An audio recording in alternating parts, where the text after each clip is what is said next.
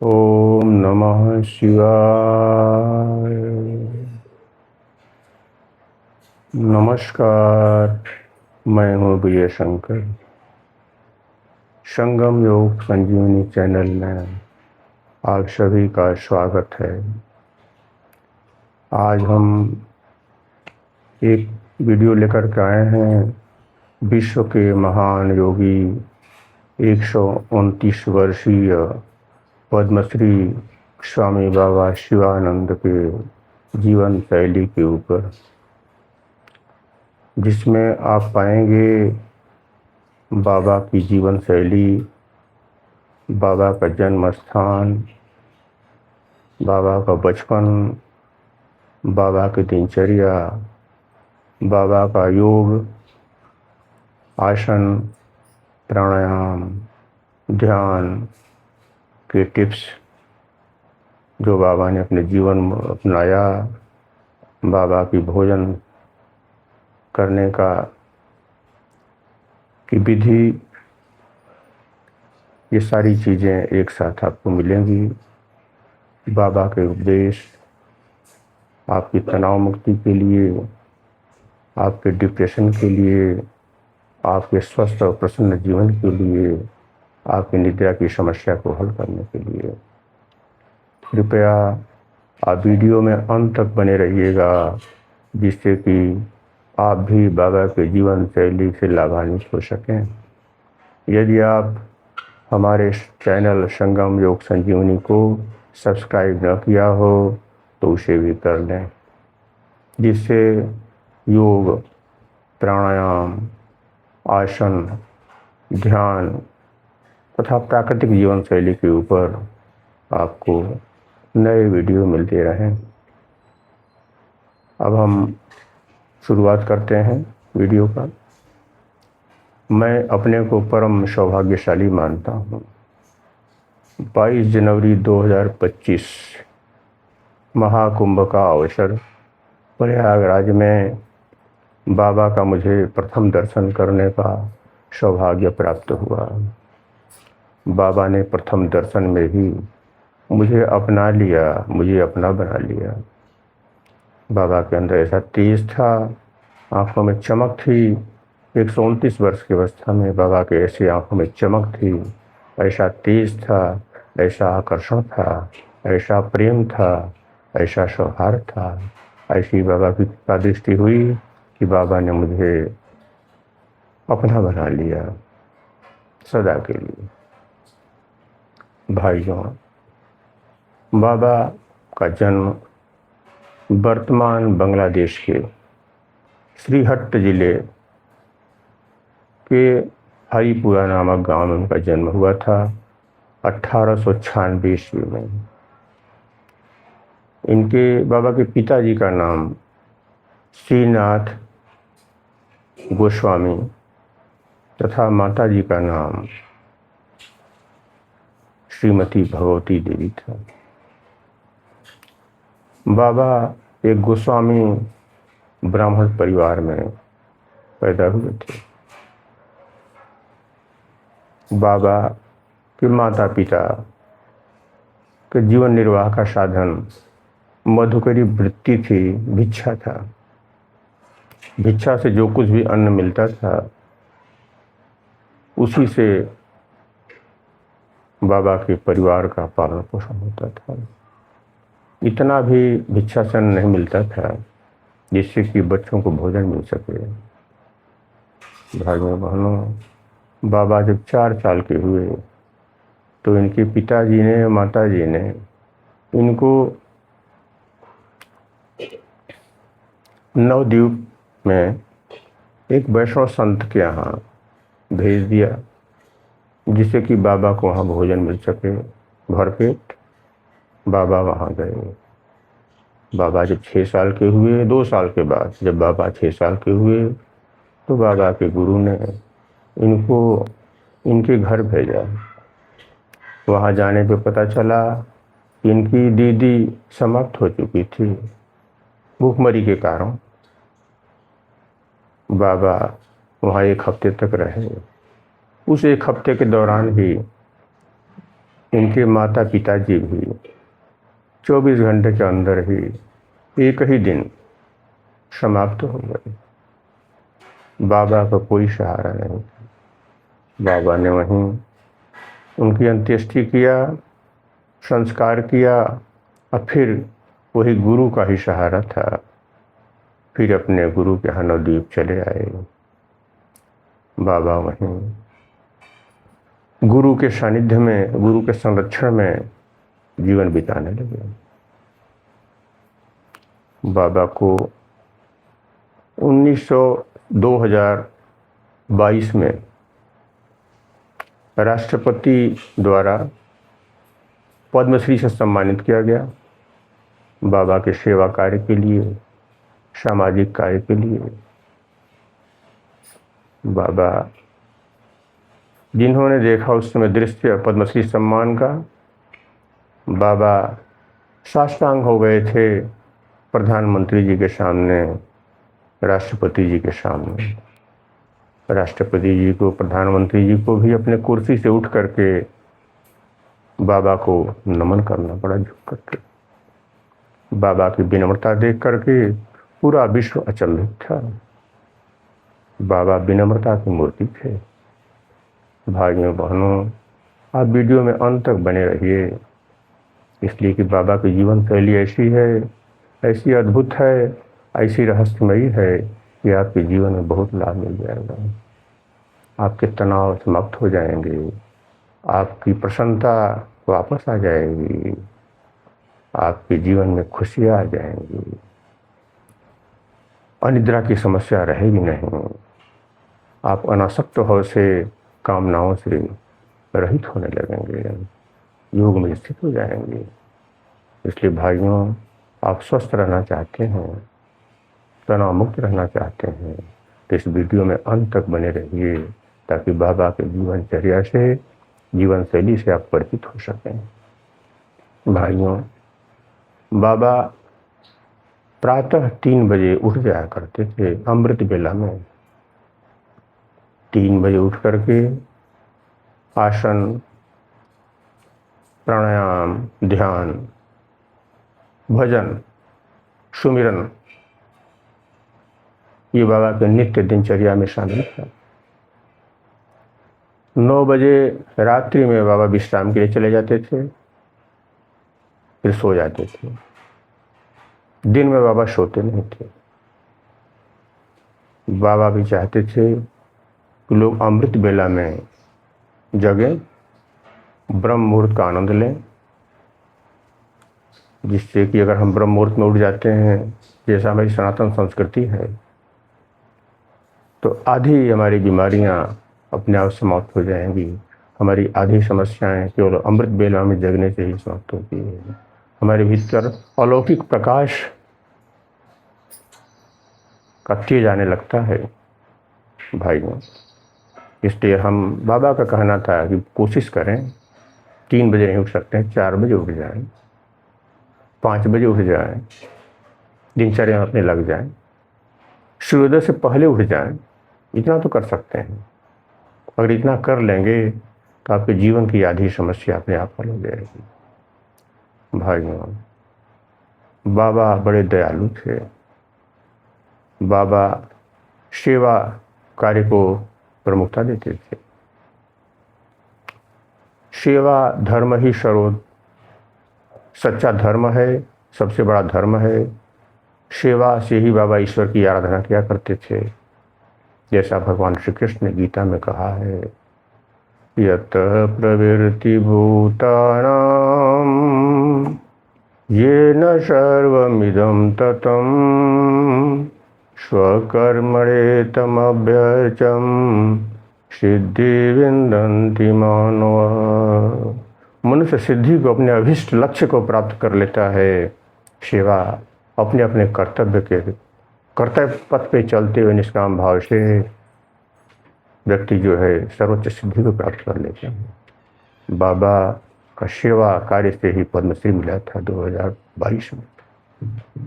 भाइयों, हमें भी सेवा कार्य करना, सेवा कार्य करने से हमारा तनाव खत्म हो जाते हैं। सबके सुख की कामना यही है मंगल भावना, ऐसा बाबा का कहना था। एक बार बाबा से हमने पूछा कि बाबा आप जो है इतने लंबी उम्र तक आपका जीने का क्या लक्ष्य रह गया है, आपके अंदर कोई कामना नहीं है, फिर जीवन का लक्ष्य क्या बाबा रह गया है? तो बाबा ने कहा कि सभी स्वस्थ रहें, सभी प्रसन्न रहें, सभी आनंद में रहें, यही मेरी कामना है।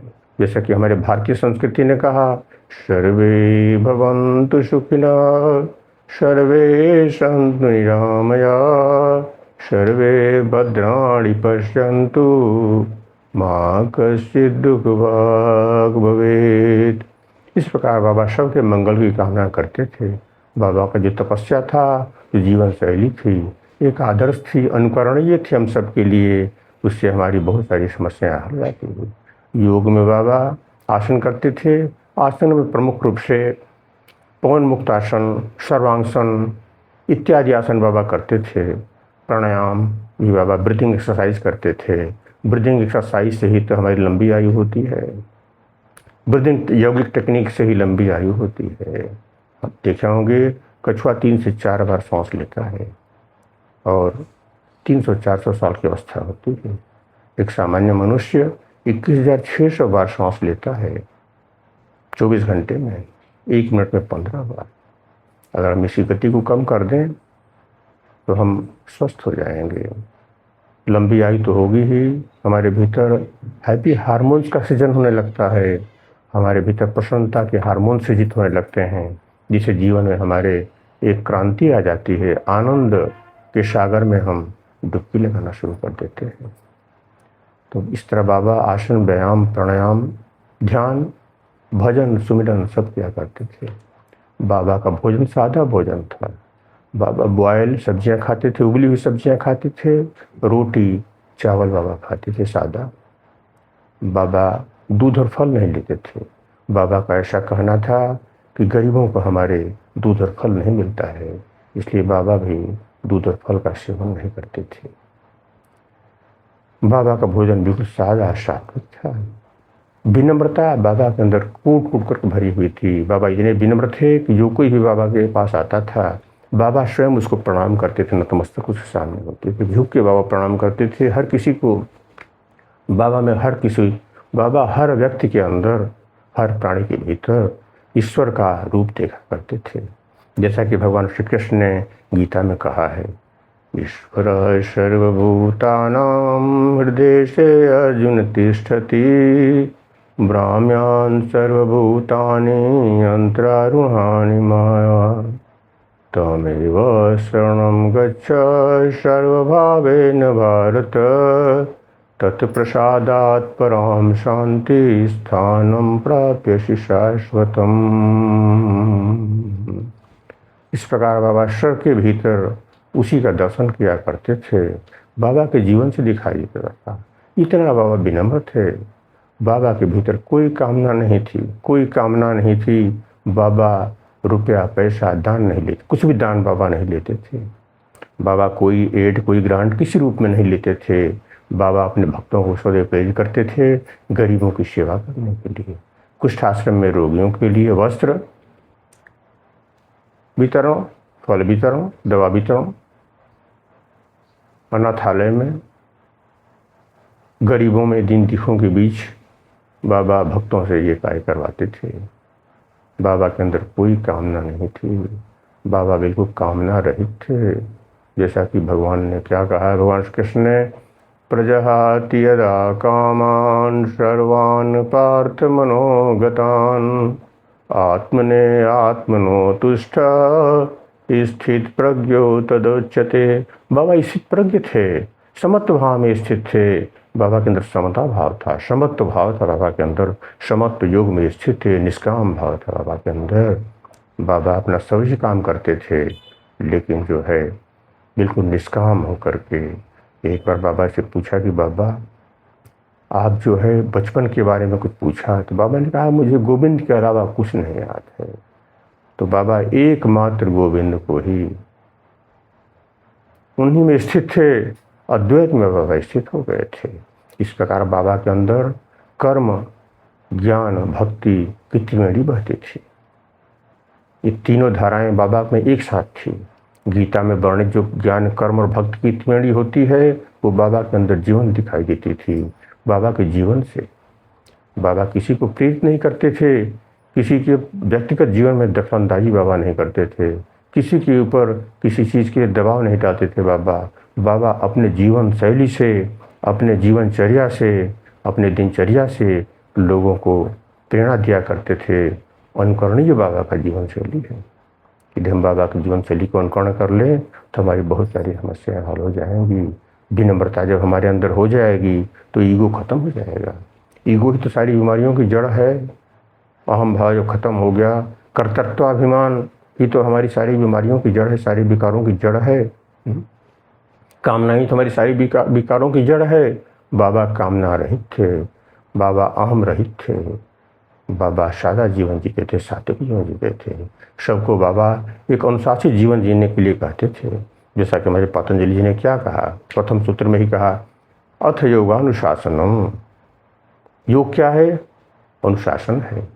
तो किसका अनुशासन? आंतरिक अनुशासन, अपने भीतर की इंद्रियों का अनुशासन, अपने भीतर का अनुशासन, ये योग होता है। बाबा अष्टांग योग के भी तो ज्ञाता थे। अष्टांग योग में बाबा स्थित थे। बाबा के अंदर गीता भी थी, अष्टांग योग भी था। बाबा के अंदर संपूर्ण शिष्य समाहित थी, ऐसे बाबा के अंदर दृष्टि थी। बाबा जिसके सामने एक बार बाबा सामने आ जाए उसको बाबा अपना बना लिया करते थे। ऐसा सुअवसर, ऐसा सौभाग्य मुझे भी प्राप्त हुआ था। मुझे अकिंचन को भी बाबा ने अपना बना लिया। भाइयों बहनों, बाबा के अंदर सदा उनका जीवन एक आदर्श था, प्रेरणा था, अनुकरणीय था। बाबा दवाइयों का सेवन नहीं करते थे। बाबा दवाइयों का सेवन नहीं करते थे। बाबा कोई दवा नहीं बाबा खाते थे। बाबा के अंदर कोई डिजायर नहीं थी। No desire, no medicine, no fruit, no oil. बाबा इन सब चीज़ों का सेवन नहीं करते थे। सादा जीवन बाबा का था।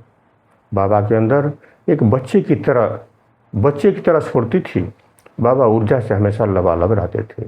जैसे पूरे ब्रह्मांड की ऊर्जा बाबा के भीतर ही समाहित है। बाबा के सामने बैठने वाले के भीतर भी ऊर्जा आ जाती थी। बाबा के सामने जो एक बार बैठ जाता था, उनकी नज़र के सामने पड़ जाता था, वहाँ से हट नहीं पाता था, हाथ बैठा रह जाता था।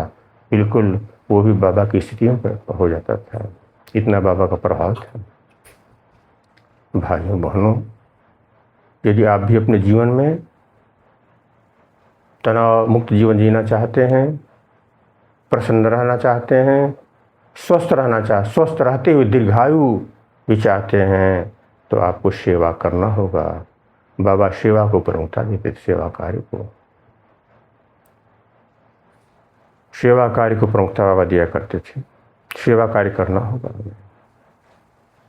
जीवों पर दया करना होगा। बाबा के अंदर कोई ऊंच नीच का भेदभाव नहीं था। बाबा सबको बराबर मानते थे। छोटा हो, उम्र में छोटा हो, बड़ा हो, कोई अंतर नहीं पड़ता था। चाहे जिस आश्रम का हो, बाबा के ऊपर कोई अंतर नहीं पड़ता था। गरीबी अमीरी का बाबा के ऊपर कोई असर नहीं था, इसलिए बाबा की कोई कामना ही नहीं थी। बाबा तो सबका भला चाहते थे। हमारे भारतीय संस्कृति की जो उद्घोष है ना, सर्वे भवन्तु सुखिनः, सर्वे सन्तु निरामयाः, सर्वे भद्राणि पश्यन्तु मा कश्चित् दुःख भाग् भवेत्। ऐसी बाबा के अंदर भावना थी। बाबा एकमात्र गोविंद पर ही निर्भर हो गए थे।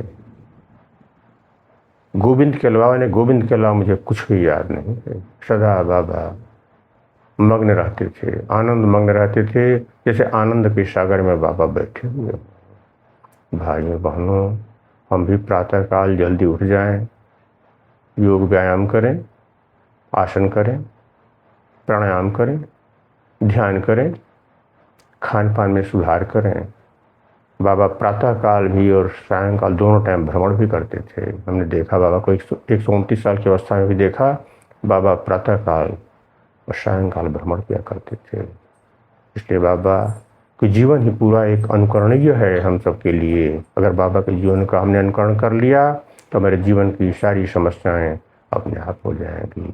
ऊर्जा से हम भी लबालब हो जाएंगे। भाई बाबा की प्रेममयी दृष्टि, बाबा सबको प्रेम करते थे, सबसे प्रेम करते थे,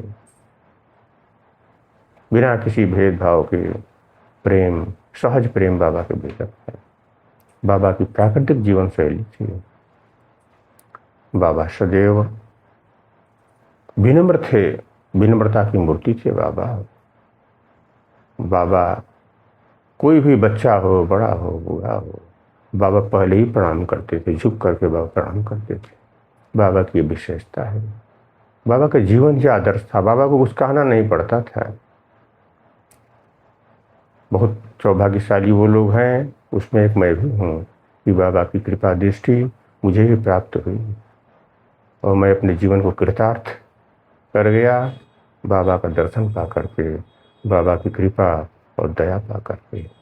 भाइयों बहनों, यदि आप भी अपने जीवन को सुंदर बनाना चाहते हैं, सुखमय बनाना चाहते हैं, तो आपको प्रेम बढ़ाना होगा, विनम्रता का विकास करना होगा। विनम्र भाव आपके भीतर होना चाहिए, गरीबों के प्रति, दीन दुखियों के प्रति, कुष्ठ रोगियों के प्रति, या जो भी असहाय हो, अनाथ हो, उसकी सेवा करना हमारा कर्तव्य है। भाइयों बहनों, यदि आपको यह वीडियो पसंद आया हो तो आप इसको लाइक और शेयर करिएगा। साथ ही यदि आपको योग, प्राणायाम, ध्यान, प्राकृतिक जीवन शैली एवं अन्य विषयों पर अगर आपको नया वीडियो चाहिए तो हमारे चैनल संगम योग संजीवनी चैनल को सब्सक्राइब करें, जिससे कि आपको भी नए नए वीडियो मिल सकें और आप इसका लाभ उठा सकें। बस आपके सभी के मंगलमय जीवन की कामना के साथ सबको साधुवाद। ओम नमः शिवाय।